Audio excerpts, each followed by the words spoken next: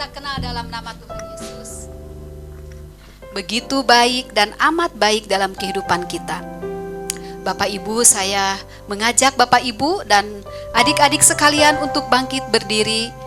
Kita akan memberikan waktu sejenak untuk bersaat teduh, di mana kita boleh merenungkan kebaikan Tuhan, kasih setia Tuhan dalam kehidupan kita selama seminggu. Biarlah Bapak Ibu, saat ini kita boleh merasakan bahwa kebaikan Tuhan tidak berubah, bahkan selalu baru dan baru setiap pagi. Musim selalu berganti, tahun begitu cepat berlalu, tetapi kasih setia Tuhan tidak pernah berlalu. Dari dulu, sekarang, bahkan selama-lamanya, kasih Tuhan tidak pernah berlalu dan tidak akan berlalu. Kesetiaannya, kebaikannya tidak terpengaruhi bagaimana kita dan apa diri kita. Haleluya Yesus.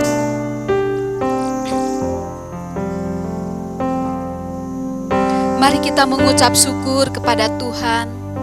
Mari kita berterima kasih kepada Tuhan atas segala kebaikannya, atas segala kemurahannya yang selalu memampukan kita untuk melakukan kehidupan kita hari demi hari di dalam kasih dan kuasa-Nya.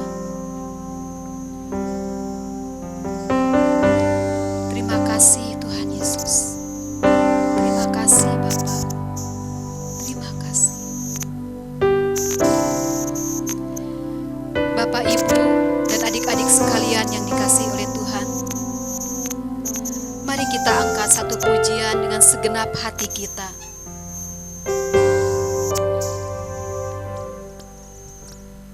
Haleluya. Semusim berlalu, namun kasih setia Tuhan tidak pernah berlalu.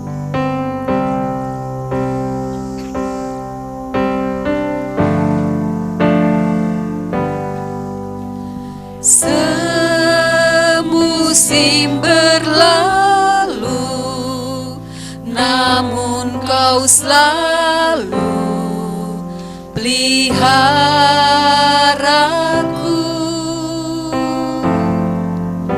Kasih dan setiamu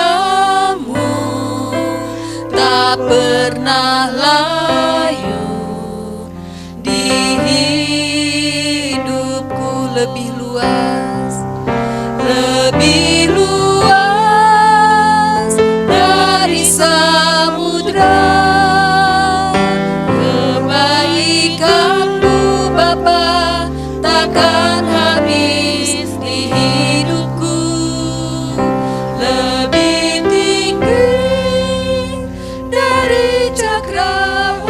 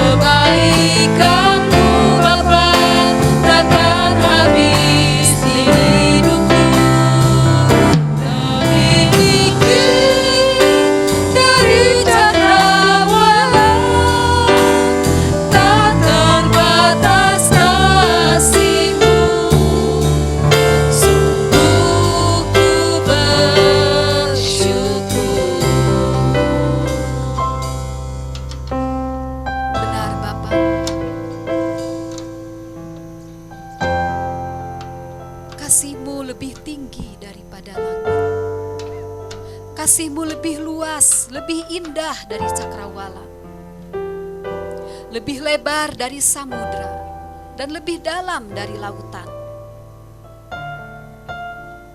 Tolong kami ya Tuhan, supaya dari hati kami yang terdalam, kami sungguh-sungguh mengucap syukur bahwa di dalam hari-hari kami, Engkau selalu menyertakan diri-Mu di dalam kehidupan kami. Di dalam perjalanan kehidupan kami, Engkau selalu menuntun kami. Begitu cepat ya Tuhan, hari-hari begitu berlalu. Begitu cepat waktu yang kami alami, sampai kami memasuki tahun 2022. Kami mau Tuhan, hidup kami, diri kami dikenyangkan oleh kasih setia-Mu, supaya kami sadar bahwa sesungguhnya kami membutuhkan Engkau. Kami mau Tuhan hidup kami di dalam kasih-Mu, di dalam kesetiaan-Mu, supaya orang pun melihat bahwa Allah yang kami sembah, Allah yang hidup, Allah yang memampukan kami untuk menjalani kehidupan kami hari demi hari. Haleluya Tuhan. Mari kita angkat pujian ini. Semusim berlalu, semusim berlalu, namun Kau selalu pelihara aku. Kasih dan setia-Mu tak pernah layu di hidupku. Lebih luas, lebih luas dari samudra. Kebaikan-Mu Bapa takkan habis di hidupku. Lebih tinggi dari cakrawala, tak terbatas kasih-Mu. Sungguh ku bersyukur. Katakan lebih luas, lebih luas dari samudra. Kebaikan-Mu Bapa takkan habis di hidupku. Lebih tinggi dari cakrawala, tak terbatas kasih-Mu. Sungguh ku bersyukur. Katakan lebih luas. Haleluya Tuhan. Amin. Haleluya Bapa. Benar Tuhan, kebaikan-Mu Tuhan takkan habis di hidup kami. Amin. Amin Bapa. Haleluya. Katakan sekali lagi, lebih luas. Haleluya. Dari samudra, kebaikan-Mu Bapa takkan habis di hidupku. Lebih tinggi dari cakrawala, tak terbatas kasih-Mu. Sungguh ku bersyukur. Tak terbatas kasih-Mu, tak terbatas kasih-Mu. Sungguh ku bersyukur. Tak terbatas kasih-Mu Tuhan. Amin. Sungguh ku bersyukur. Haleluya Tuhan. Haleluya Dengan hormat saya minta Pak Saud untuk berdoa.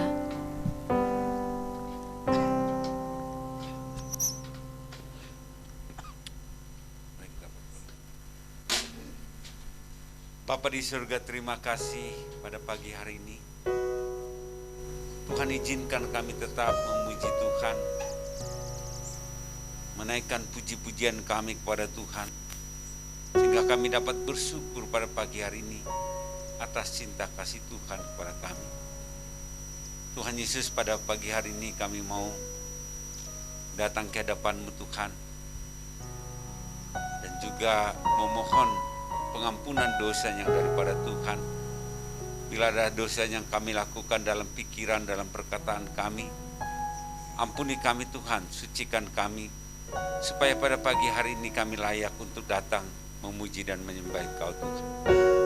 Berkatilah ibadah kami ini Tuhan, dari pertama pertengahan sampai akhirnya.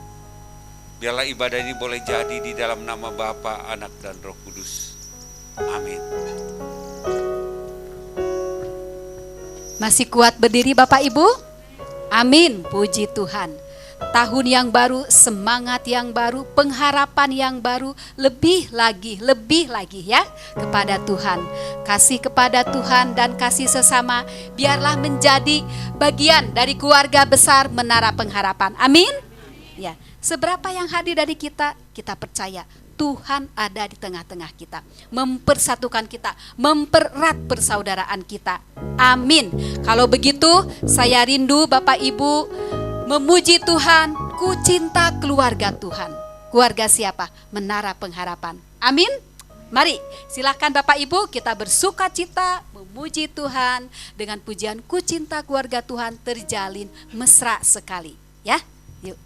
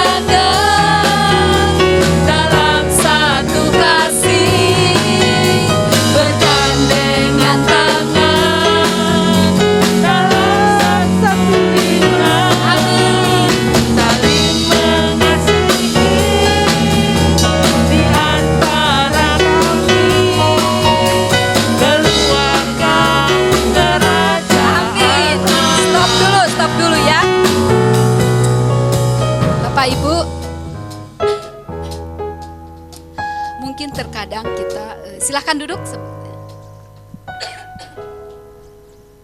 Mungkin ya dari antara kita ada yang sempat berpikir, kok tahun demi tahun gitu ya, gereja kita ini segini-segini aja orangnya ya. Bahkan ada yang sudah tidak datang lagi atau masih tetap online di rumah. Tidak apa-apa Bapak Ibu ya. Jiwa kita ini, pribadi kita ini milik Tuhan. Ya. Tuhanlah yang memanggil kita, yang menetapkan kita untuk menjadi anak-anak-Nya. Oleh karena itu, kita patut bersyukur kesetiaan yang Tuhan berikan kepada kita masih ada dalam diri kita untuk mengikut Tuhan, untuk semakin mempercayai Tuhan dalam kehidupan kita. Mari kita semangat terus menjadikan bahwa keluarga Menara Pengharapan, keluarga yang senantiasa dipersatukan di dalam kasih Tuhan. Amin. Ya, tidak seberapa jumlah sedikit, itu mah tidak jadi masalah. Satu jiwa saja Tuhan selalu melihat kita memberi hati yang terbaik.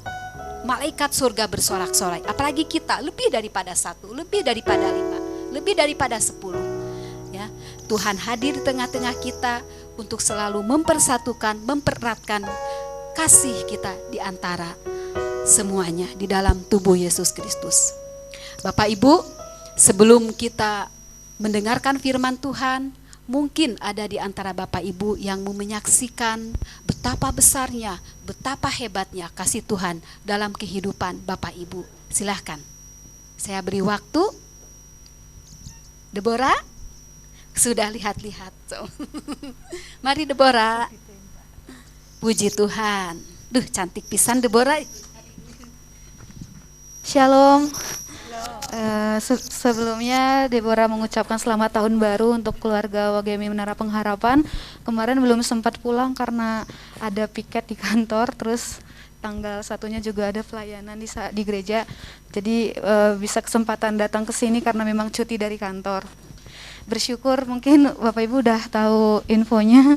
Kemarin dipercepat pengumumannya jadi tanggal 24 Desember. Puji Tuhan sekali. Lulus APP Cakim dan wow, keren sekali. Itu semua karena kebaikan Tuhan gitu. Kadang Deborah berpikir gitu, Tuhan ini bener gak sih bangun di pagi hari itu terus saat teduh, ya aku bener ini lulus gitu, kayak masih belum percaya gitu. Karena baru kemarin tuh masih kerja di notaris, baru kemarin kayak baru lulus, tapi kok Tuhan percayakan ini. Memang jujur dulu tuh masuk hukum tuh cita-citanya memang pengen jadi hakim sebenarnya. Tapi karena dulu tuh kan kita tahu ya masuk hakim tuh ya nggak ada yang gratis gitu. Ada yang banyak bayar, tapi bersyukur di zaman Pak Jokowi ini ya semua nggak ada yang jalur-jalur ya kayak gitu. Semua itu masuk ya memang murni karena kemampuan si pendaftar. Dan bersyukur sekali gitu, kok bisa ya, wah kayak mujizat aja sih menurut Deborah tuh. Karena kalau tanpa kebaikan Tuhan kayaknya nggak mungkin gitu, karena udah lama juga lulus dan pelajaran juga pada umumnya udah pada lupa sebenarnya gitu, karena di otak kan cuma kerja gitu, pada lupalah pelajaran dan gimana ya, jadi kayak bisa nggak ya aku nanti gitu, karena ini bukan pekerjaan yang mudah sebenarnya. Nanti lihat gitu, nanti bisa nggak, tahan nggak ya gitu. Jujur aku masih kayak takut sebenarnya, nanti bisa nggak ya Tuhan, kayaknya ini baru permulaan, ini bukan akhir dari segalanya gitu.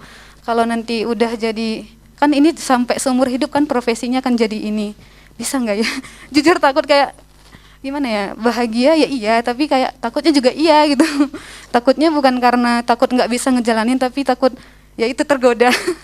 Tapi ya udahlah, kalau memang benar-benar setia terus fokus sama Tuhan, meskipun nanti kita sendiri yang beda dari yang lain, ya kalau sama Tuhan pasti bisa gitu. Selalu diingetin sama keluarga, sama guru SMA juga kemarin sempat legalisir ijazah, diingetin kamu harus bisa jadi yang berbeda. Mungkin nanti lingkungan kamu ya melakukan hal yang tidak benar, kamu harus bisa jadi saksi Tuhan gitu. Jadi bukan kebetulan kamu ditempatkan nanti di tempat kamu yang di pengadilan gitu. Tuhan tuh punya tujuan untuk kamu di sana supaya kemuliaan Tuhan, ya balik lagi supaya menjadi saksi Tuhan. Jadi sekarang tuh mohon doanya Bapak Ibu supaya nanti alurnya itu mungkin Maret nanti ada keluar SK penempatan, nanti per Maret udah resign dari kantor. Lalu penempatan mungkin nggak tahu penempatannya di mana, nanti diklat dulu di Megamendung di Bogor. Mungkin hampir sebulan, habis itu baru penempatan di pengadilan. Nggak tahu di mana ditempatkan karena kan semua negara yang atur. Tapi dimanapun ditempatkan harus siap. Jadi gitu aja. Itu aja sih, nanti mungkin ya semoga aja di Bandung, kalau ditempatkan di Bandung kan bisa stay di sini gitu, bisa pelayanan lagi gitu ya. Berdoalah apapun yang Tuhan, dimanapun nanti pasti itu yang terbaik yang Tuhan rencanakan dalam kehidupannya Deborah. Sebelumnya makasih banget untuk keluarga ini, benar-benar kayak mendukung sekali dari mungkin ya bukan mungkin lagi sih, keluarga ini udah tahu gimana proses kehidupannya Deborah ya, dari SMA, kuliah, kerja, pengangguran, kerja lagi sampai ke tahap ini, sampai nanti akhir hayat kan profesinya ini terus, jadi udah tahu gitu. Bersyukur itu semua karena kebaikan Tuhan gitu. Kayak masih nggak percaya. Dulu kan pernah saksikan di sini kan, masih ingat itu yang dulu Pak Nelson ngasih ayat apa yang kita rencanakan, apa ya kemarin ya Pak di Efesus ya. Pokoknya aku masih ingat dulu kesaksian, terus Pak Nelson tuh bilang, jadi apa yang kita rencanakan tapi Tuhan yang menentukan gitu. Dan ternyata Tuhan jawab sekarang kayak ya Tuhan dengar dan jawab doaku sekarang gitu. Jadi untuk teman-teman yang muda yang masih pendidikan ya tetap setia. Jadi apapun yang kita cita-citakan jangan takut enggak berhasil. Karena kalau kita tetap setia melakukan hal yang kecil, Tuhan bakal percayakan hal yang lebih besar lagi. Jangan takut bermimpi, intinya itu. Jadi kalau sekali gagal, 2 kali gagal nggak apa-apa, coba lagi. Karena kesempatan masih ada kalau kita nggak nyerah gitu sih. Yang penting tetap sertakan Tuhan di dalamnya. Itu aja. Terima kasih. Shalom. Tuhan Yesus berkati.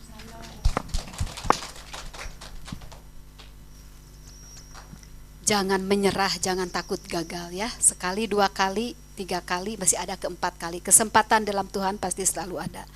Ya, sedih juga ya. Nanti Natalia di Jakarta, Deborah entah di mana, Leo sudah di sini lagi. Tetapi di balik semua itu secara manusia memang jadi ada rebel gitu ya. Tapi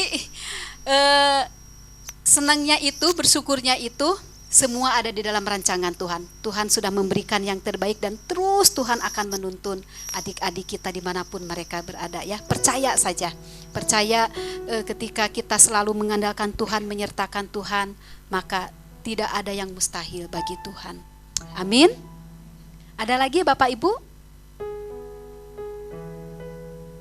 Kalau tidak ada, mari kita siapkan hati kita untuk mendengarkan firman Tuhan. Kita akan nyanyikan pujian, "Kusiapkan hatiku Tuhan untuk mendengarkan firman-Mu."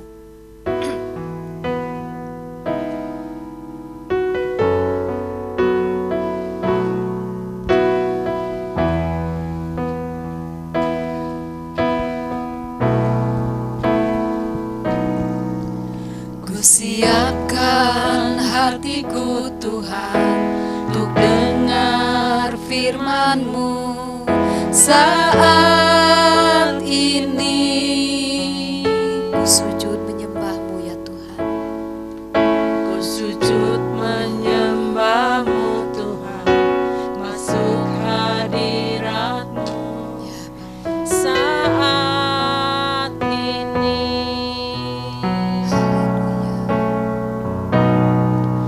Curahkan urapan-Mu Tuhan bagi jemaat-Mu saat ini. Ku siapkan hatiku Tuhan untuk dengar firman-Mu.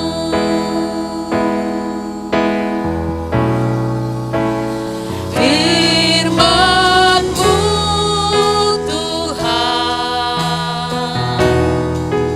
tiada berubah.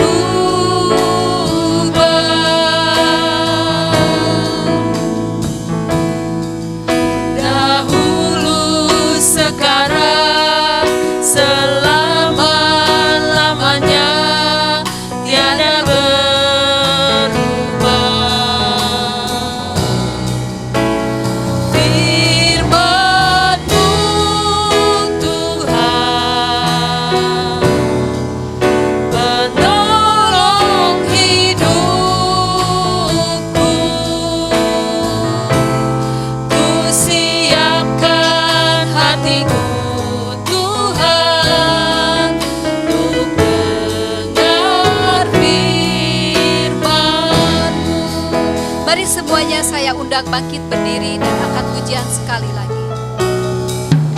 Kusiapkan hatiku Tuhan untuk dengar firman-Mu saat ini. Ku sujud menyembah-Mu Tuhan, masuk hadirat-Mu saat ini. Kami rindu urapan-Mu ya Tuhan. Curahkan Kami rindu pemenuhan Roh Kudus terus mengalir dalam diri kami ya Tuhan. Kami rindu ya Tuhan, kami dipulihkan selalu. Siapkan hatiku Ya benar Bapa, kami siap mendengarkan firman-Mu ya Tuhan. Katakan firman-Mu tiada berubah. Firman-Mu Tuhan tiada berubah. Dahulu sekarang selama-lamanya tiada berubah.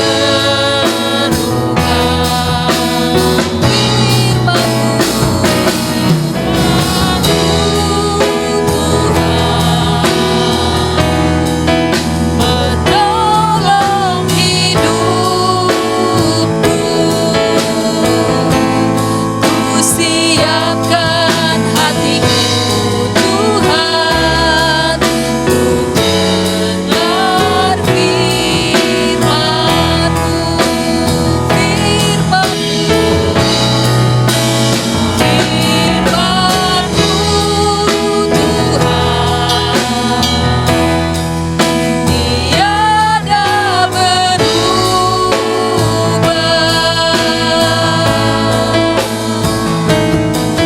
Dahulu sekarang selama-lamanya tiada berubah.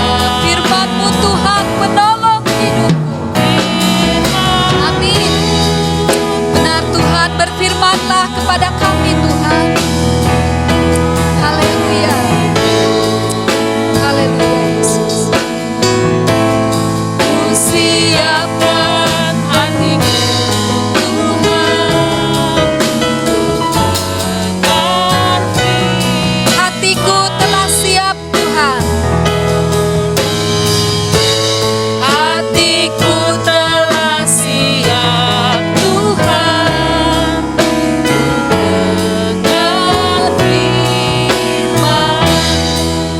Hatiku telah siap. Hatiku telah siap Tuhan, dengar firman.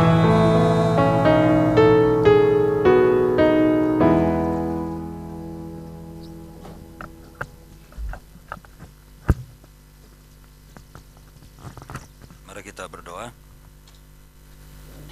Bapa di surga, kami bersyukur kepadamu karena Kau baik, selalu peduli mengasihi kami, memberkati kami, memelihara kami, melindungi kami, bukan hanya secara jasmani tapi juga secara rohani. Terima kasih untuk kebaikan-Mu. Dan pada waktu ini Tuhan, kami akan mendengarkan firman-Mu. Mohon belas kasihan-Mu, beri kami pencerahan, pengertian, wawasan, sehingga rohani kami terus dipertajam.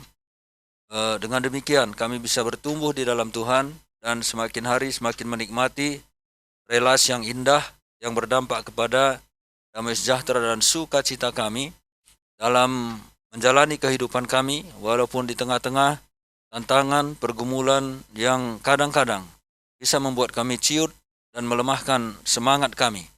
Tapi kami percaya bahwa firman Tuhan dan Roh-Mu yang akan menguatkan kami. Terima kasih Bapa, urapilah hamba-Mu ini.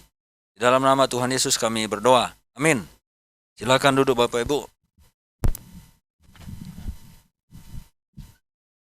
Mari kita membuka Alkitab dari Matius pasal yang keempat, ayat yang keempat.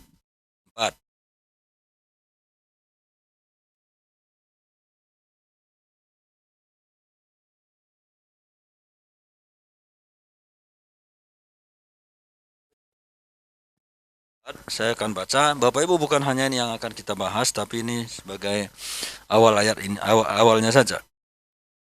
Matius pasal 4 ayat yang keempat, demikian firman Tuhan.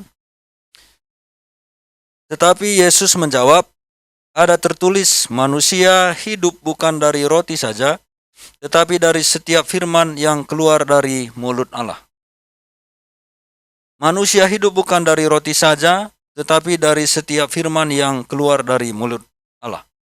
Kalau kita perhatikan dalam konteks ayat ini adalah di mana Roh Allah memimpin Tuhan Yesus pergi ke padang gurun, lalu di sana dia dicobai oleh iblis. Nah, saudara yang dikasih oleh Tuhan Yesus Kristus, di akhir dari pencobaan itu, di akhir dari masa puasa itu, maka iblis menawarkan kepada Tuhan Yesus agar mengubah batu menjadi roti. Katanya, jikalau engkau memang anak Allah, ubahlah batu ini menjadi roti. Nah, saudara yang dikasih oleh Tuhan Yesus Kristus, tadi baru kita lihat Tuhan Yesus menjalankan kehidupan untuk membangun kehidupan rohani. Di situ di dalam berpuasa sebelum dia memulai pelayanannya di Palestina. Jadi sebelum dia tampil di muka umum untuk menceritakan tentang kedatangannya, mengajarkan tentang kerajaan Allah, maka dia berpuasa terlebih dahulu selama 40 hari, 40 malam. Walaupun kita tidak tahu persis apakah dia itu tidak makan dan tidak minum, atau dia minum tetapi tidak makan. Ya, memang tidak tahu persis, jadi tidak bisa kita pastikan dalam hal ini. Nah, tapi Bapak Ibu yang dikasih oleh Tuhan Yesus Kristus, yang saya mau sampaikan kepada kita di bagian ini adalah, ternyata di dalam kehidupan manusia itu, seperti yang dikatakan oleh Tuhan Yesus, ada dua sisi. Walaupun tidak jelas secara terang-terangan dikatakan di situ, bahwa manusia itu hidup bukan hanya dari roti saja, tetapi dari setiap firman yang keluar dari mulut Allah. Maksudnya itu apa? Maksudnya adalah bahwa manusia itu memiliki dua sisi atau dua dimensi. Ada dimensi jasmani, ada dimensi rohani. Dan melalui pelajaran ini, kita melihat bahwa Tuhan Yesus mau mengatakan, walaupun di situ dia berbicara dengan iblis, tetapi dia mau mengatakan bahwa manusia itu memiliki dua sisi atau dua sisi jasmani dan juga sisi rohani, dan kedua-duanya itu harus dibangun. Ya, kedua-duanya itu harus dibangun, kedua-duanya itu harus dipupuk supaya bisa bertumbuh. Nah, inilah yang mau kita lihat di bagian ini. Maka Tuhan Yesus mengatakan tadi, manusia hidup bukan dari roti saja. Nah, saudara-saudara, yang menjadi pergumulan kita adalah, atau menjadi persoalan kita adalah, bahwa kita sering tidak menyadari tentang sisi rohani kita. Kalau sisi jasmani kita itu mudah kita memahaminya. Pagi-pagi mungkin baru kita bangun, sisi jasmani kita itu langsung berbicara, lapar. Lalu kita sarapan, atau ada sebagian mungkin ngopi atau minum, itu sisi jasmaninya langsung berbicara. Lalu tiba di siang hari, sama, perut kita sudah berbicara, lapar. Begitupun nanti di sore hari atau di malam hari.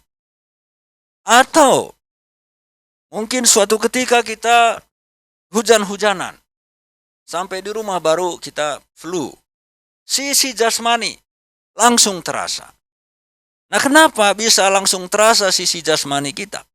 Karena kita sudah rutin, disiplin, membuatnya seperti itu. Contohnya, pagi-pagi kita sarapan, siang kita makan, malam kita makan. Maka tiba waktunya pagi, kalau kita belum sarapan, maka jasmani kita itu meminta. Daging kita itu meminta makanan. Siang juga sama, sore atau malam itu juga sama. Kenapa? Karena kita sudah melatih tubuh kita dari kecil seperti itu. Tetapi Bapak Ibu, ada juga orang yang tidak peka terhadap kebutuhan ini. Itu adalah orang-orang yang biasanya makannya tidak teratur. Ya, istri saya lah contohnya. Ya, saya sepanjang hari belum makan nasi katanya. Ya salah sendiri, saya bilang, kenapa tidak makan? Nasinya ada, nggak dimakan. Nah, saudara-saudara yang dikasih oleh Tuhan Yesus Kristus, kenapa tidak peka tubuhnya? Karena tidak dilatih. Ya. Makanya orang tua, waktu anaknya masih kecil, selalu kan pagi-pagi disuapin anaknya. Siang nanti disuapin lagi. Sore atau malam disuapin lagi. Kalau rutin dibuat seperti itu, maka dia akan terbiasa. Kalau belum masuk makanan ke dalam perutnya, maka dia sadar bahwa dia butuh makan. Inilah sisi jasmani. Tetapi masalahnya sisi rohani, karena kita semua sudah buta, apalagi karena kita tidak dididik dari kecil untuk biasa dipuaskan secara rohani, maka tidak ada lagi kepekaan. Tidak ada lagi kepekaan. Orang tidak lagi tahu kapan dia butuh. Dia pikir dia membutuhkan sesuatu. Padahal seharusnya yang diisi adalah kebutuhan rohaninya. Tetapi dia berpikir yang perlu diisi itu adalah kepuasan fisik. Itu yang sering kita lihat. Sehingga kalau Bapak Ibu perhatikan, orang tidak lagi peduli dengan doanya, tidak peduli lagi dengan firman Tuhan, tidak peduli lagi dalam pelayanan, tidak peduli apapun yang berhubungan dengan Tuhan. Maka orang-orang seperti ini karena dia tidak pernah dilatih dari kecil untuk memenuhi kebutuhan rohaninya. Sehingga dia tidak sadar kalau sebetulnya itulah yang dia butuhkan. Nah, ini yang bisa kita lihat. Dan ini Bapak Ibu, belum tentu orangnya yang tidak beragama, belum tentu orang yang tidak aktif dalam ibadah-ibadah. Orang bisa saja datang ke dalam ibadah, tetapi sebetulnya dia tidak sedang lapar akan rohaninya. Saya sering melihat, ya bukan di sini, bahwa di jam-jam ibadah, ketika firman Tuhan disampaikan, ada di samping saya main game, atau ketika saya khotbah di depan, saya bisa melihat, walaupun tidak langsung saya, tapi orang ini pasti tidak mendengarkan firman Tuhan, melainkan dia sibuk dengan HP-nya. Ada pernah juga saya melihat, ketika ibadah sedang berlangsung, dia sibuk dengan main medsos. Nah, saudara-saudara, dia tidak peka lagi kepada kebutuhan rohaninya sendiri oleh karena dia tidak biasa melatihnya. Sama seperti saya gambarkan tadi, kita karena sudah terbiasa makan 3 kali satu hari, ketika kita tidak mendapat makanan di pagi hari, maka kita lapar dan kita mencari, kita berusaha. Demikian juga dengan siang dan malam harinya. Jadi kalau Bapak Ibu tidak lagi tertarik dengan hal-hal rohani, maka sebetulnya Bapak Ibu sedang tidak memupuknya atau sudah lama tidak memupuk kerohanian itu sendiri. Tidak lagi mengkonsumsi hal-hal yang berhubungan dengan kerohanian itu sendiri. Nah, coba kita perhatikan di dalam pencobaan di padang gurun ini tadi, bahwa Tuhan Yesus tetap bertahan di dalam sisi kerohanian, walaupun di bagian lain dia membutuhkan sisi dari fisik, sisi jasmani, yaitu makanan. Tetapi dia tidak mau mengorbankan sisi rohaninya demi kebutuhan makanan itu sendiri. Tidak mau mengorbankan kehidupan rohaninya demi kebutuhan jasmaninya. Nah, ini tadi ada calon hakim. Ya. Saya pernah tanya kepada teman saya, ya Sultan Simbajuntak, dia pengacara. Ya, dulu di Bandung, sekarang udah pindah dia ke Malang. Saya tanya, Bang, ada nggak hakim yang hidupnya sederhana dan jujur? Dia bilang ada. Punya kendaraan nggak? Enggak. Dia datang ke pengadilan naik angkot. Wah, luar biasa tuh. Itu udah senior, udah tua. Ada juga orang yang bertahan. Ada juga tetap mempertahankan kehidupan rohaninya di tengah-tengah godaan jasmaninya. Nah, mari kita lompat ke Yeremia pasal 2 ayat yang ke-13. Coba Bapak Ibu, siapa yang sudah dapat coba dibacakan? Suara saya ini agak terganggu. Saya bilang ke istri saya nggak enak badan ini.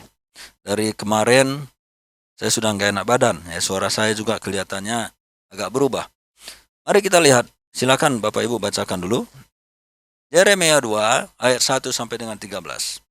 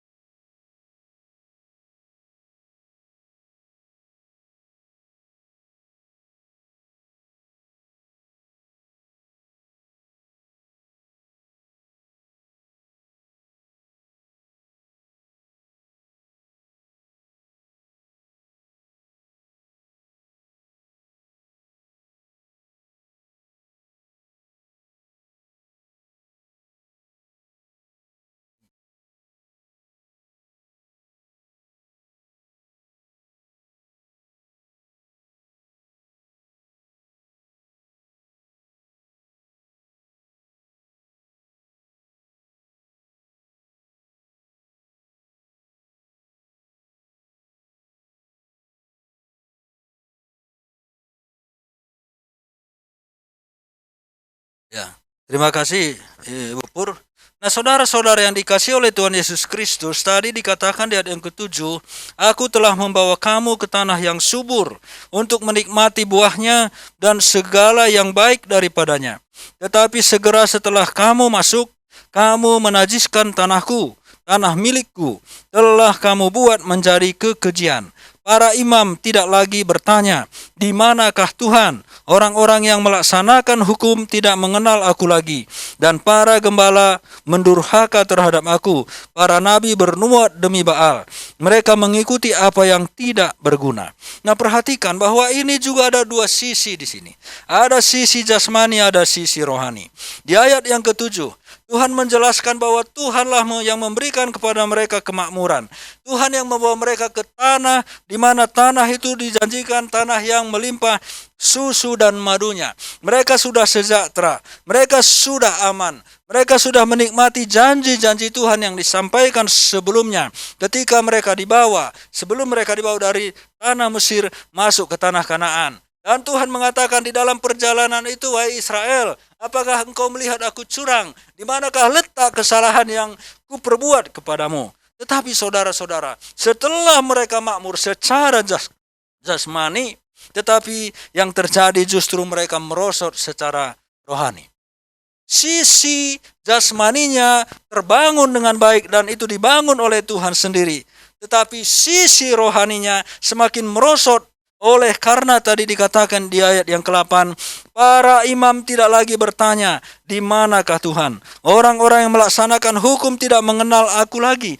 Bayangkan para pemimpin agama sendiri sudah tidak bertanya tentang Tuhan, sudah tidak belajar lagi firman Tuhan, sudah tidak menyampaikan lagi firman Tuhan. Yang mereka sembah tadi disebut adalah dewa-dewa. Yang mereka sembah itu adalah Baal. Yang mereka sembah adalah bukan yang membuat mereka dulu sejahtera secara jasmani, secara fisik, secara negara. Ini yang sering saya sebut, Tuhan yang memberi berkat, kemudian setan yang dimuliakan. Betul ya?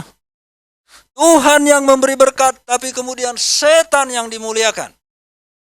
Dan itu sering terjadi di tengah-tengah kesejahteraan kita. Kita sudah dilimpahi kesejahteraan, dilimpahi berkat, tetapi kadang kita salah gunakan berkat-berkat dari Tuhan itu untuk hal-hal yang tidak berguna. Tidak sedikit orang setelah kaya jadi pemabok. Ya. Dulu selagi susah, berseru-seru Tuhan berkati kami. Pulihkan ekonomi kami. Perbaiki keadaan ekonomi kami. Tuhan pulihkan. Setelah dia banyak duit, maka mulailah mencari tempat-tempat lain untuk memuaskan dirinya. Ada yang pergi ke bar, ke diskotik, ya dunia malam. Ada orang yang kemudian malamnya jadi siang, siangnya jadi malam. Karena siang tidur malam, akhirnya pergi di tempat-tempat hiburan malam. Tuhan yang memberi berkat, tetapi kemudian setan yang dimuliakan. Inilah yang dilakukan oleh bangsa Israel ini. Tuhan memberkati mereka berlimpah-limpah, tetapi kemudian mereka berbalik dari Tuhan. Mereka menembah dewa-dewa lain. Mereka betul-betul tidak peduli lagi kepada Tuhan.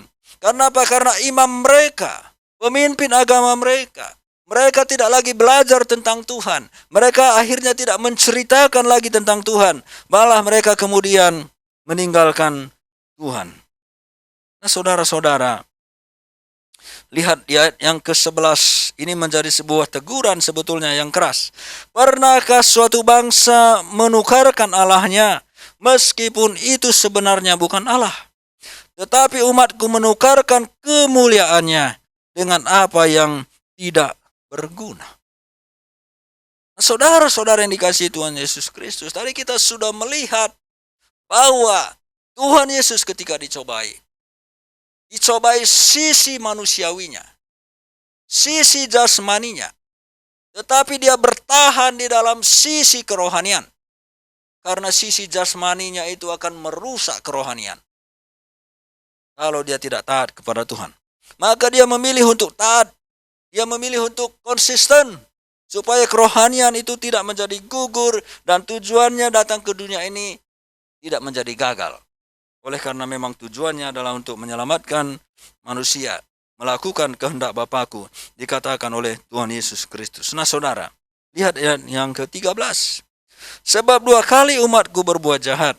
Mereka meninggalkan aku sumber air yang hidup, untuk menggali kolam bagi mereka sendiri, yakni kolam yang bocor, yang tidak dapat menahan air. Mereka meninggalkan aku, kata Tuhan, sumber air yang hidup. Tuhan yang membawa mereka, memimpin mereka masuk ke tanah Kanaan. Di sana Tuhan memberikan kepada mereka kemakmuran. Dan bahkan Tuhan mengatakan, engkau akan menuai apa yang kamu tidak tanam. Engkau akan menempati rumah yang tidak kamu bangun, dikatakan oleh Tuhan. Dan mereka mengalami semua itu. Namun kemudian dalam perjalanannya, mereka meninggalkan Tuhan. Tuhan bilang, meninggalkan aku sumber air yang hidup. Tuhan yang memberikan kepada mereka hidup rohani yang baik. Hidup jasmani juga cukup baik. Tetapi mereka meninggalkan sumbernya. Nah saudara-saudara, mereka meninggalkan sumbernya untuk menggali kolam bagi mereka sendiri yakni kolam yang bocor, yang tidak dapat menahan air. Nah, Bapak Ibu bisa bayangkan di padang gurun, itu banyak pasir. Lalu kalau pasir itu digali, jadikan kolam, air apa yang bisa ditampung di situ? Apa yang akan tersisa ketika air itu dimasukkan ke kolam itu? Semua akan meresap ke dalam tanah. Semua, tidak akan ada lagi tersisa air. Jadi Tuhan menggambarkan bahwa Tuhan itu adalah sumber air yang hidup. Tetapi mereka justru berpaling dari sumber air yang hidup itu. Mereka berupaya dengan cara mereka, dengan kekuatan mereka, yang menggali tanah, menggali pasir. Dianggap itu akan bisa menjadi kolam. Tetapi seandainya pun ada air hujan yang datang, maka kolam itu tidak akan pernah terisi dengan air, karena selalu meresap ke dalam tanah. Nah, saudara-saudara, inilah sebetulnya yang terjadi di dalam kerohanian begitu banyak orang. Mereka berpaling dari Tuhan, mencari sesuatu yang bagi mereka itu akan memuaskan mereka. Tetapi karena sumbernya bukan Tuhan, karena mereka menggali kolam bagi diri mereka sendiri, maka mereka tetap akan kekeringan secara rohani. Saya sebetulnya ini kami renungkan di rumah, ya, beberapa seri. Jadi saya sampaikan juga di sini, karena sering saya khotbah itu sebetulnya sering di rumah saya sudah sampaikan. Nah, saudara-saudara, saya tanya, tempat hiburan itu buat siapa? Tempat wisata, atau tempat-tempat hiburan lain, ada Dufan, ada Taman Mini, kalau di sini ada apa itu Grand Asia Afrika, ada apalah di Lembang sana, ada Trans Studio, itu buat siapa? Hah? Buat orang-orang yang butuh. Nah, berarti ada sesuatu yang tidak puas kan dalam diri orang. Betul? Dan pertanyaan berikut, tempat hiburan yang paling mahal, katakanlah Disney, itu buat orang miskin atau orang kaya? Ayo. Tempat hiburan paling mahal, buat orang miskin atau orang kaya? Orang kaya. Berarti orang kaya juga tidak apa? Tidak bahagia juga. Tetap ada yang kurang dalam dirinya, itu udah kaya. Jadi maksud saya itu apa? Kebahagiaan kita itu bukan bergantung kepada apa yang kita miliki atau kepemilikan kita. Kaya atau miskin itu bukan menentukan orang itu senang, bahagia. Bukan. Yang menentukan itu adalah relasinya dengan Tuhan.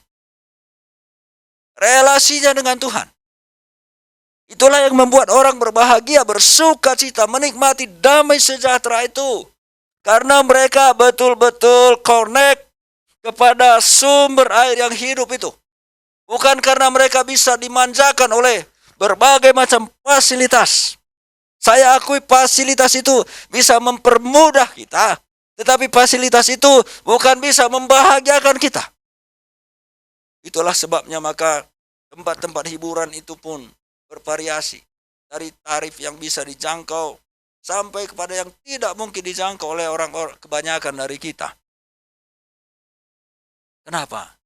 Karena manusia selalu butuh yang membuat dia senang, membuat dia bahagia, membuat dia merasa lebih nyaman.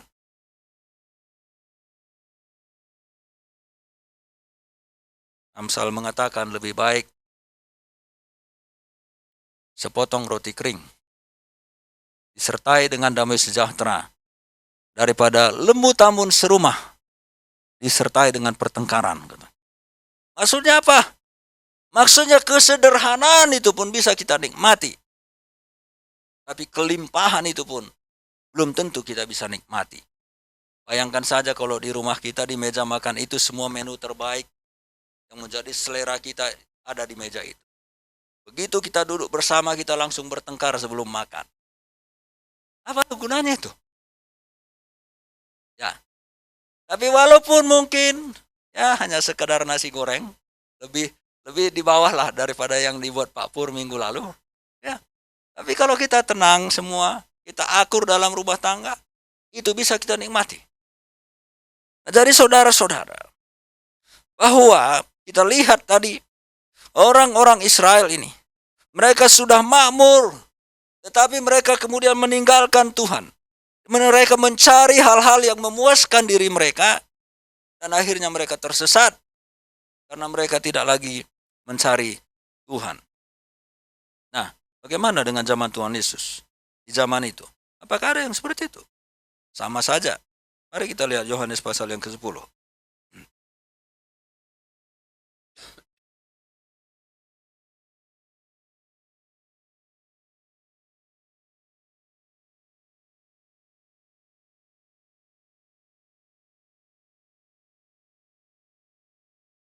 Yohanes 10 ayat 10.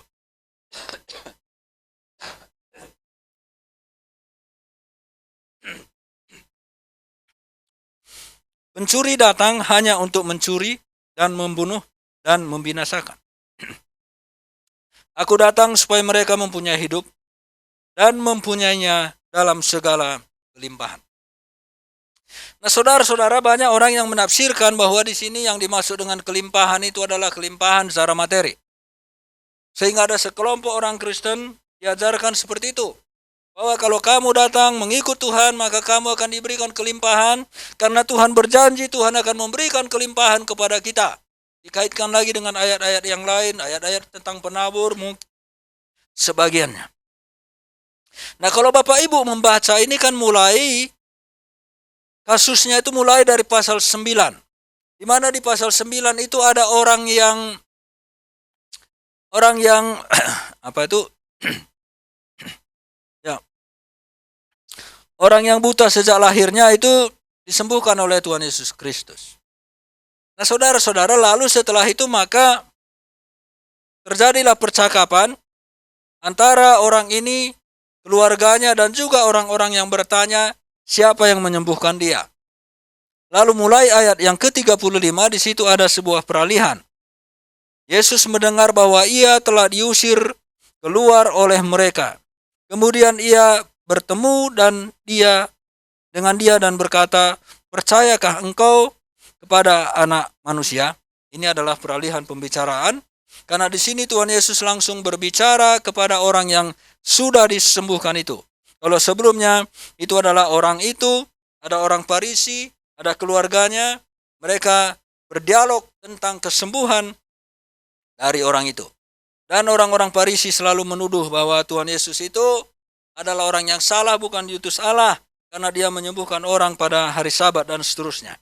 Nah, saudara-saudara yang dikasihi oleh Tuhan Yesus Kristus, kalau di pasal yang ke-10 itu adalah berbicara tentang Tuhan Yesus sebagai gembala dan juga pintu. Nah, lalu apa hubungannya dengan ayat 10 dengan pasal yang ke-9 tadi? Karena orang-orang Farisi, ahli-ahli Taurat, kalau kita melihat di ayat yang ke-40 dan 41, mereka itu adalah buta secara rohani. Mereka mengajar Israel, tetapi buta secara rohani.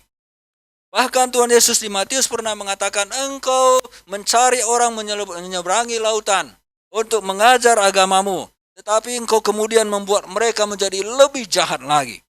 Dan bahkan di dalam kasus-kasus yang kita lihat di perjalanan Tuhan Yesus dalam pelayanannya, maka yang menentang Tuhan Yesus itu selalu orang Farisi dan orang Yahudi secara umum. Dan orang-orang Farisi, orang-orang ahli-ahli Taurat itulah yang membuat bangsa Israel terhambat untuk datang kepada Mesias, yaitu Tuhan Yesus Kristus, karena mereka memiliki pertentangan dengan Tuhan Yesus. Mereka tidak percaya bahwa Tuhan Yesus itu adalah Mesias. Jadi mereka selalu simpangkan pemahaman kebenaran dari orang-orang Yahudi yang mau mencari Mesias. Nah, karena itu maka Tuhan Yesus katakan, pencuri datang hanya untuk mencuri dan membunuh dan membinasakan. Siapa itu?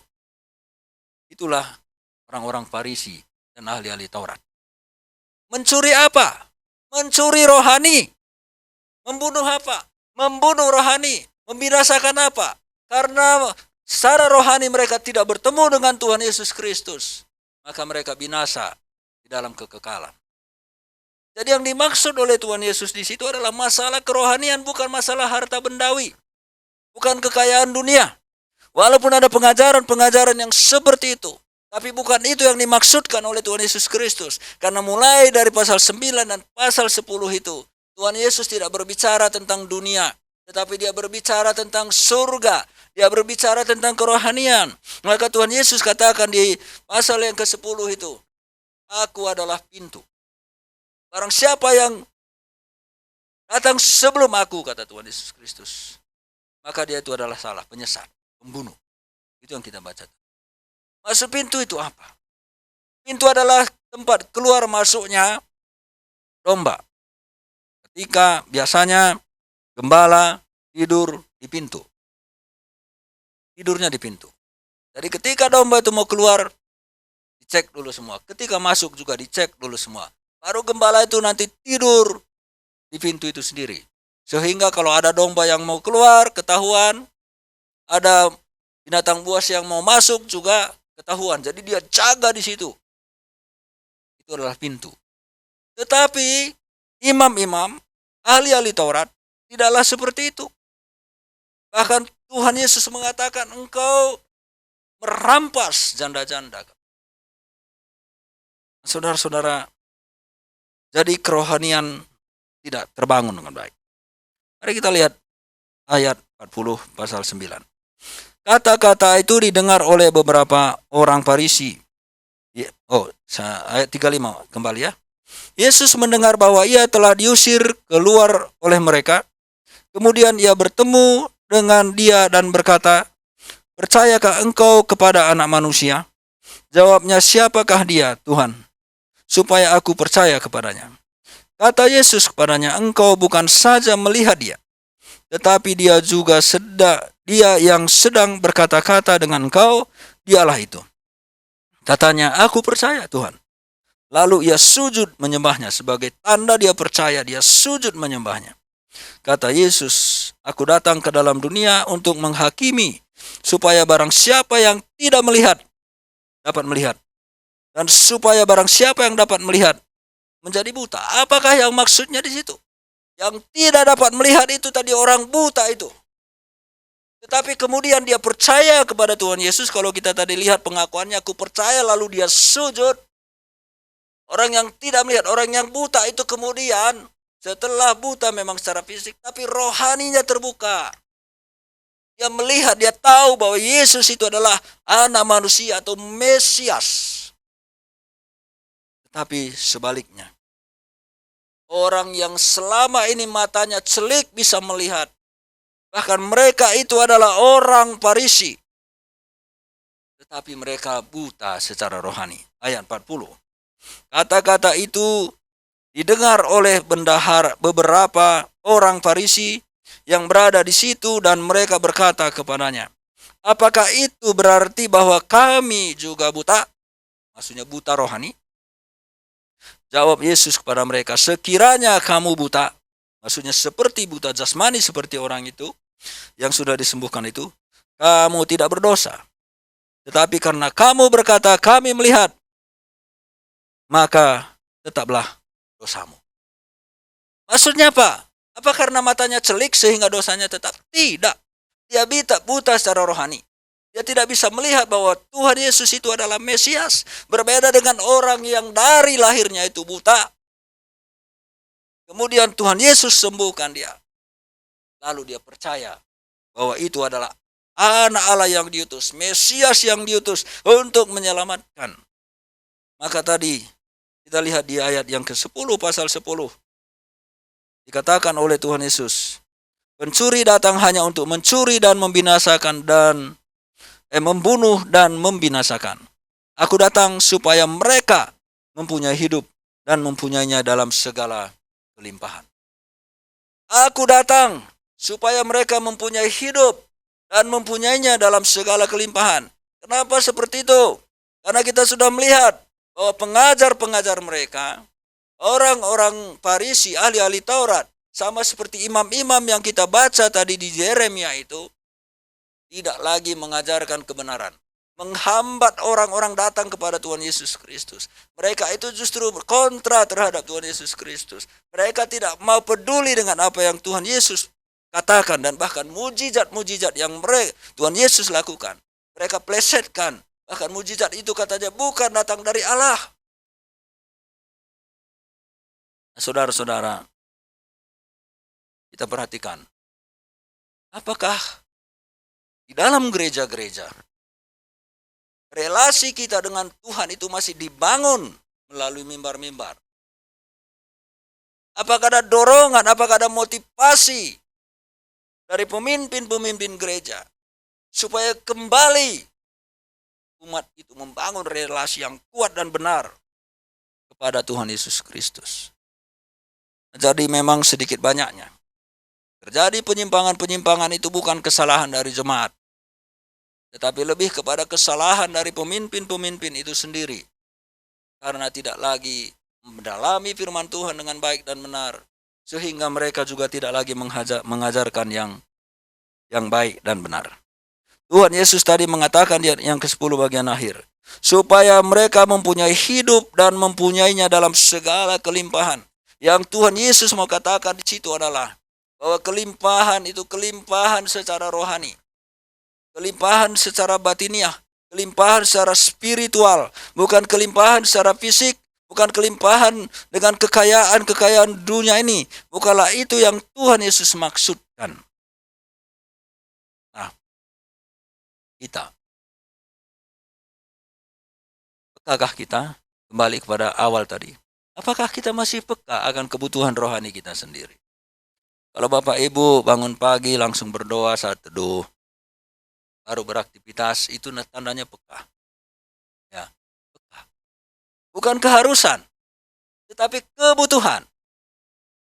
Ada juga yang keharusan. Itu anak saya sekolah dulu kan tiap hari disuruh ayat bacaan. Ya, Kejadian 1 ayat 1 sampai 10 umpamanya. Harus dibaca. Itu keharusan.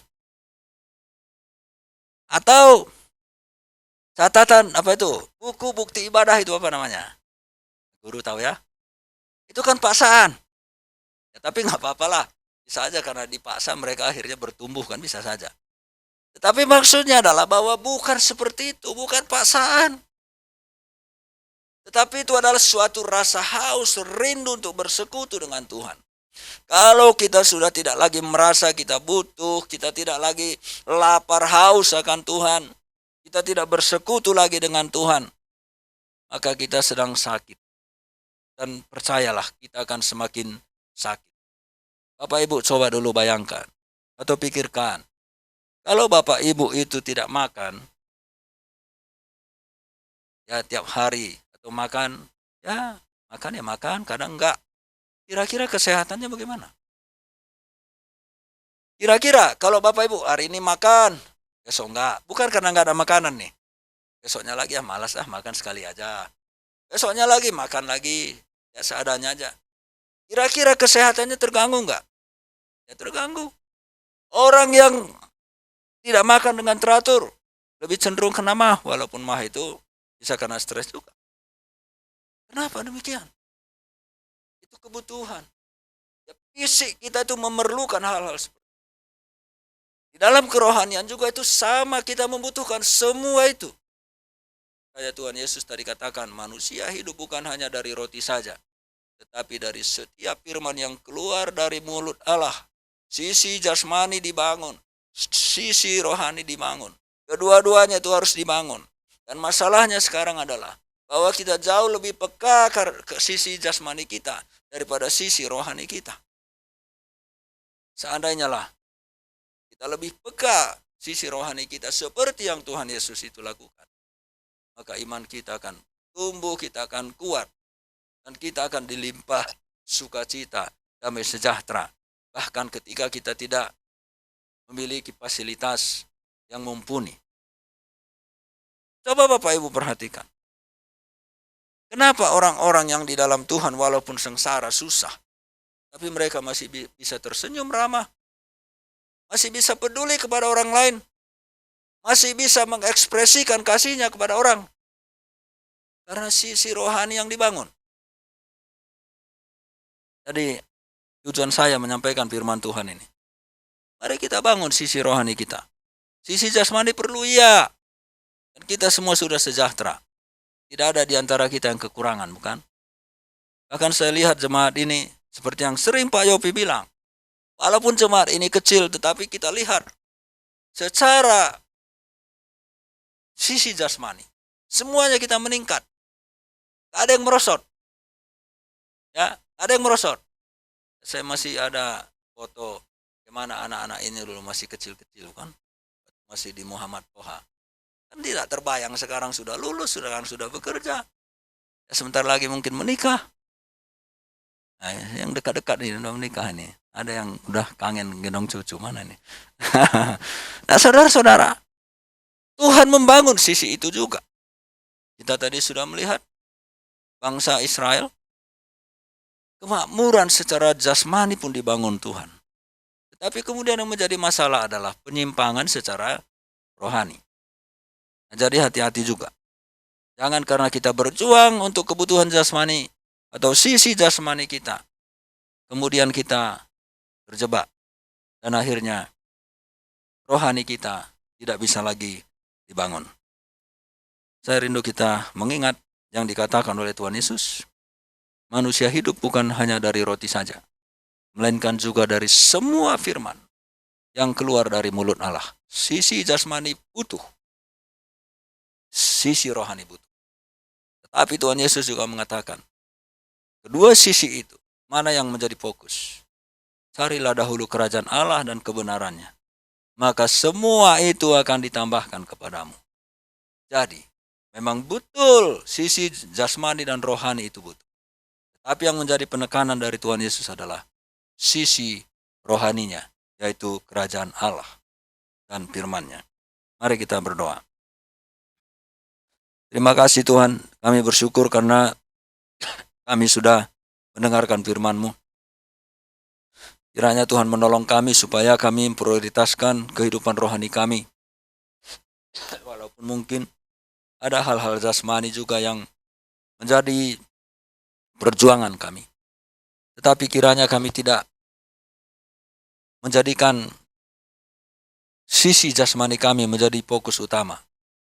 Melainkan itu adalah bagian berikut setelah kami mengejar sisi rohani kami. Terpujilah nama-Mu untuk firman-Mu. Biarlah kiranya Engkau memberkati kami, agar iman kami boleh bertumbuh di dalam Engkau. Di dalam nama Tuhan Yesus kami berdoa. Amin.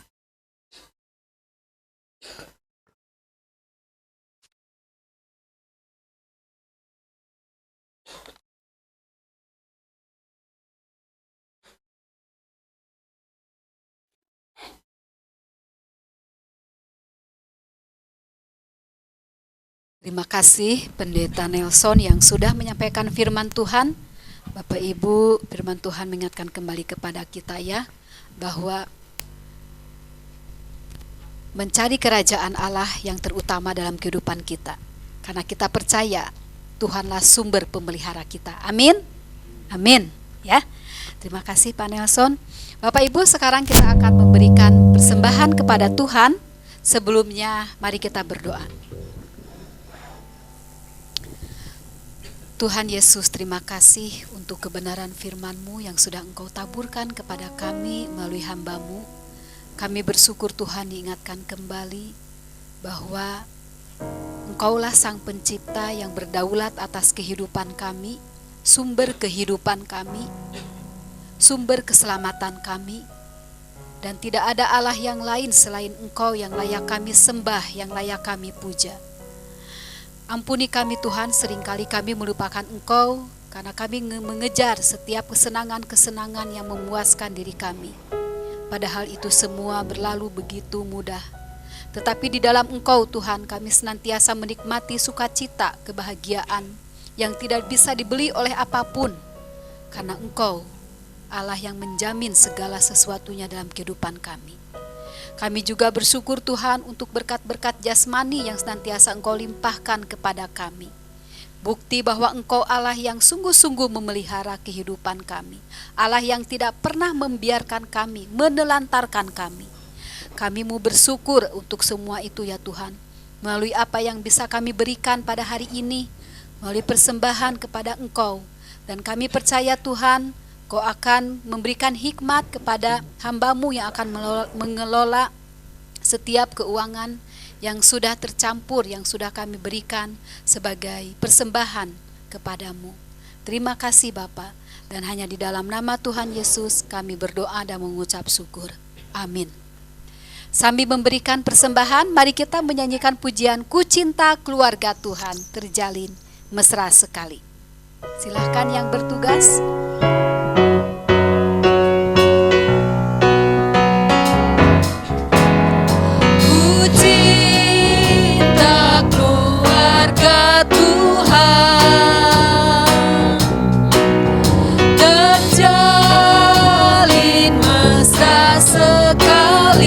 Semua saling mengasihi, semua saling mengasihi. Betapa senang ku menjadi keluarganya Tuhan. Ku cinta keluarga Tuhan. Ku cinta keluarga Tuhan. Terjalin mesra sekali. Semua saling mengasihi. Betapa senang ku menjadi keluarganya Tuhan. Amin. Dalam keluarga Tuhan saling mengasihi, saling menguatkan, ya, saling menghibur dan saling mendoakan. Amin. Nah, selanjutnya saya persilahkan kepada Pak Saud untuk menyampaikan warta jemaat.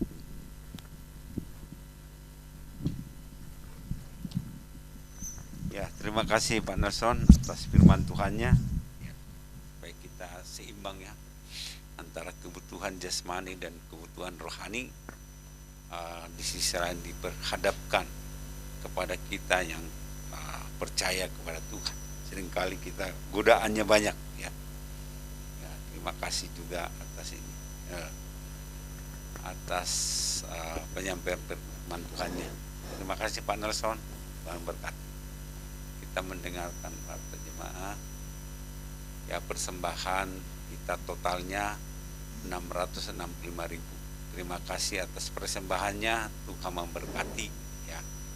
Dan juga pada saat kemarin itu Pak Nelson berulang tahun ya 5 Januari ya. Ya, kita bersyukur karena Tuhan berikan panjang umur, kesehatan. Dan juga Chandra tanggal 18 Januari kita juga doakan juga supaya Tuhan berikan kesehatan, kekuatan daripada Tuhan. Dan juga untuk juga jadwal pelayanan ibadah tanggal 16 Januari tahun 2022 kita lihat di sana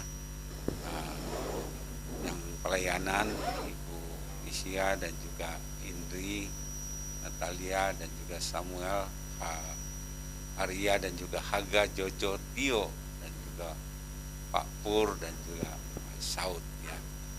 Supaya kita siapkan hati kita untuk beribadah. Bapak Pendeta Yopi setia di Radio CP, kita setiap minggu pagi jam 9. Supaya kita juga doakan supaya orang yang mendengarkan tergugah hatinya dan Tuhan berikan kekuatan ya melalui firman Tuhan. Bangsa dan negara Kota Bandung, Gereja Menara Pengharapan ya.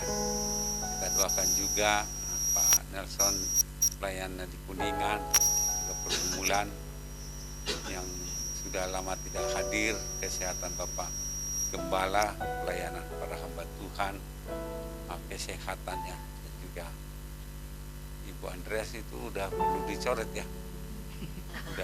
udah almarhumah ya, ya itu Cilili, ya kita darah udan ya, juga, ya. Jadi perlu diingat yang sudah kerja ya supaya jangan lupa memberikan persepuluhannya ke gereja kita ya, supaya mendukung operasional gereja kita ya. Jangan dilupakan yang sudah kerja supaya perpuluhannya, karena dikatakan dalam Maleakhi 3:10 bawalah semuanya akan di tingkat-tingkat langit akan dikotbahkan, ya, supaya kita juga doakan. Ada pokok doa tambahan? Ya, kalau tidak ada kita. Bapa di surga, terima kasih pada saat ini kami telah diberkati oleh firman Tuhan, di mana dalam Matius pasal 4 ayat 4 dan juga Yeremia pasal 2 ayat 1 sampai 13 kami melihat bagaimana campur tangan Tuhan di dalam kehidupan bangsa Israel dan juga kehidupan Tuhan Yesus sendiri memberi contoh kepada kami bahwa manusia bukan hidup hanya dari roti saja, tetapi pada setiap firman yang kami dengar. Karena itu yakinkan kami Tuhan supaya firman-Mu hidup di dalam hidup kami, sehingga kami boleh senantiasa mengandalkan Tuhan di dalam kehidupan kami Tuhan. Di dalam perjalanan hidup kami pun kami tetap mengingat Tuhan, hamba-Mu yang telah membawakan firman Tuhan. Biarlah Tuhan juga memberkati dia, biarlah Tuhan juga yang menolong dia. Di dalam keluarga Tuhan, berkati juga istri dan juga anak-anak. Kami bersyukur di mana boleh Tuhan satukan mereka sehingga menjadi satu tim di dalam pelayanan ini Tuhan. Sungguh-sungguh Tuhan campur tangan dalam keluarga, khususnya keluarga Pak Nelson Tuhan. Kami juga berdoa untuk pelayanannya di Kuningan. Biarlah Tuhan juga yang menolong banyak jiwa-jiwa yang di sana yang haus akan firman Tuhan. Tapi biarlah Tuhan pakai Pak Nelson untuk menjadi berkat bagi mereka, sehingga setiap benih yang telah ditaburkan boleh berbuah, bertumbuh Tuhan, bahkan menghasilkan buah-buah kelak Tuhan. Karena itu kami serahkan Tuhan keluarga Pak Nelson hanya di dalam nama Tuhan Yesus Kristus. Kami juga berdoa pada saat ini Tuhan untuk bangsa dan negara kami. Kami berdoa biarlah Tuhan juga memberikan kedamaian kepada bangsa dan negara kami ini. Untuk presiden sampai bawahannya, Tuhan juga yang memberikan kebijaksanaan kepada mereka, sehingga mereka memimpin dengan bijaksana, tidak hanya mementingkan mayoritas tapi juga memikirkan kebutuhan minoritas juga, sehingga sungguh-sungguh Tuhan keadilan boleh terjalin di negara kami ini Tuhan. Kami juga berdoa untuk setiap gempa dan juga bencana alam yang terjadi di Indonesia ini, biarlah Tuhan juga yang campur tangan supaya mengingatkan kembali bahwa hidup ini hanya sementara Tuhan.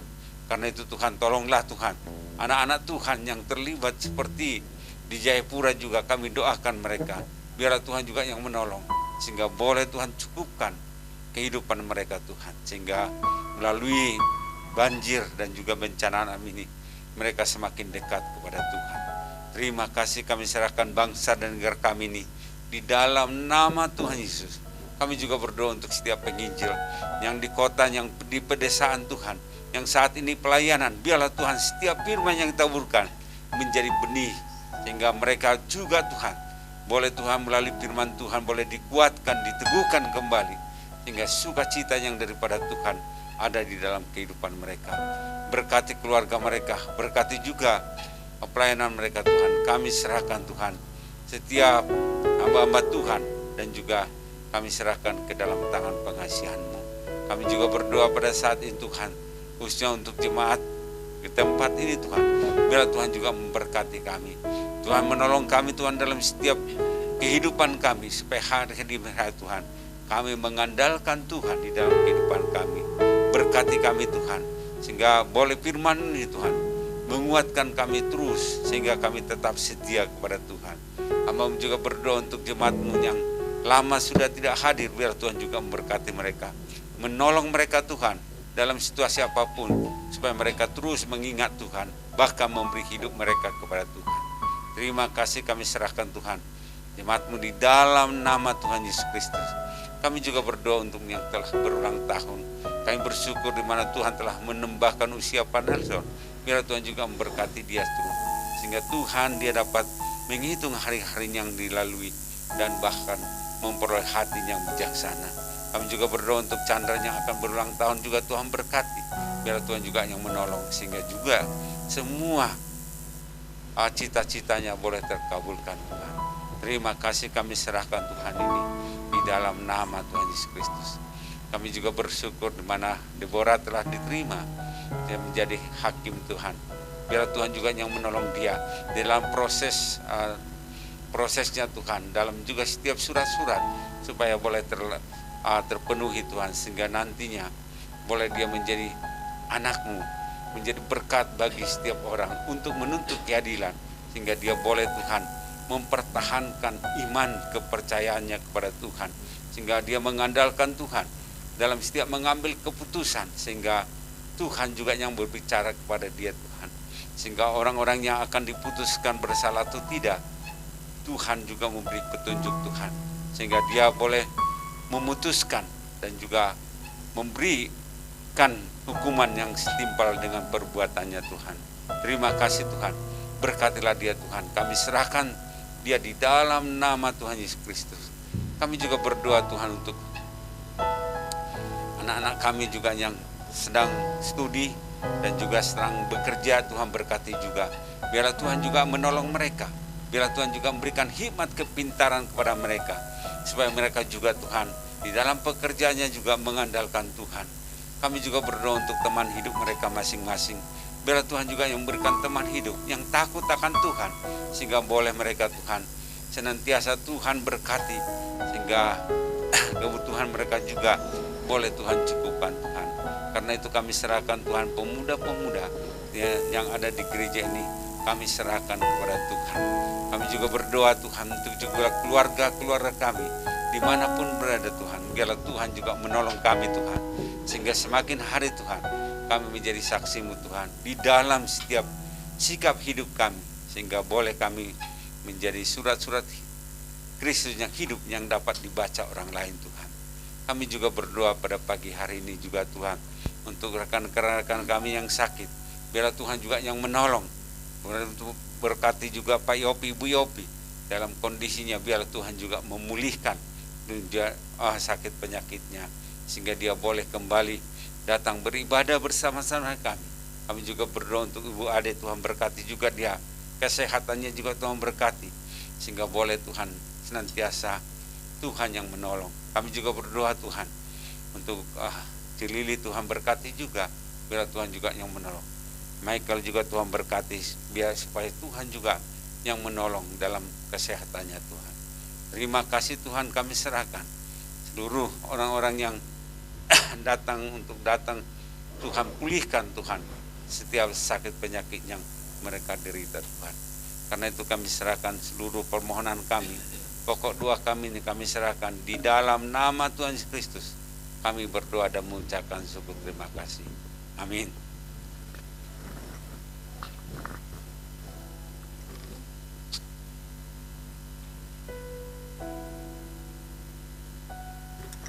Bapak Ibu, saya undang bangkit berdiri. Mari kita mengakukan pengakuan iman. Kita katakan bersama-sama, aku percaya kepada Allah, Bapa yang Maha Kuasa, Khalik langit dan bumi, dan kepada Yesus Kristus anak yang tunggal Tuhan kita, yang dikandung dari Roh Kudus, lahir dari anak darah Maria, yang menderita sengsara di bawah pemerintahan Pontius Pilatus, disalibkan, mati dan dikuburkan, turun ke dalam kerajaan maut, pada hari yang ketiga bangkit pula dari antara orang mati, naik surga, duduk di sebelah kanan Allah, dan akan datang di sana untuk menghakimi orang yang hidup dan yang mati. Aku percaya kepada Roh Kudus, gereja yang kudus dan persekutuan orang kudus, kebangkitan daging, pengampunan dosa. Amin. Saudara-saudara, mari angkat hati saudara-saudara kepada Tuhan dan terimalah berkat dari Dia. Diberkatilah rumah tangga saudara-saudara sekalian, diberkatilah pekerjaannya, diberkatilah pendidikannya, diberkatilah masa depannya, diberkatilah kesehatannya, dan biarlah berkat damai sejahtera, sukacita, kekuatan, daya juang dan semangat baru terus melimpah-limpah bagi saudara sekalian mulai saat ini sampai Tuhan datang kembali. Tergenapilah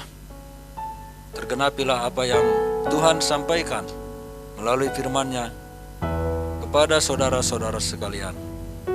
Haleluya, Maranatha, amin.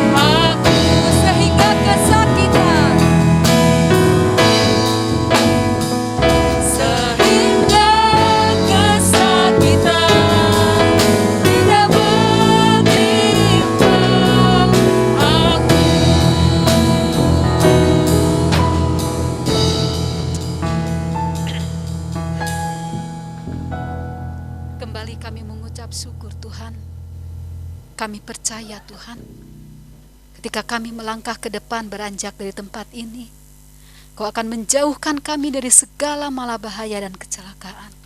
Kau akan selalu menuntun kami, menjagai kami. Dimanapun kami berada Tuhan, kemanapun kami pergi, Engkau Allah Immanuel yang selalu menyertai kami. Terima kasih Bapa, Engkau sudah mengenyangkan kami dengan kebutuhan rohani.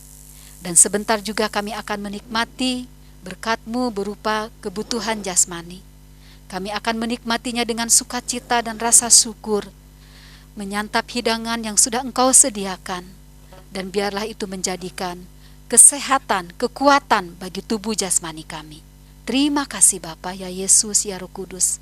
Di dalam nama Tuhan Yesus, kami berdoa dan mengucap syukur. Haleluya. Amin. Selamat hari Minggu, Tuhan Yesus memberkati. Termasuk yang di rumah ya, selamat hari Minggu, Tuhan Yesus memberkati.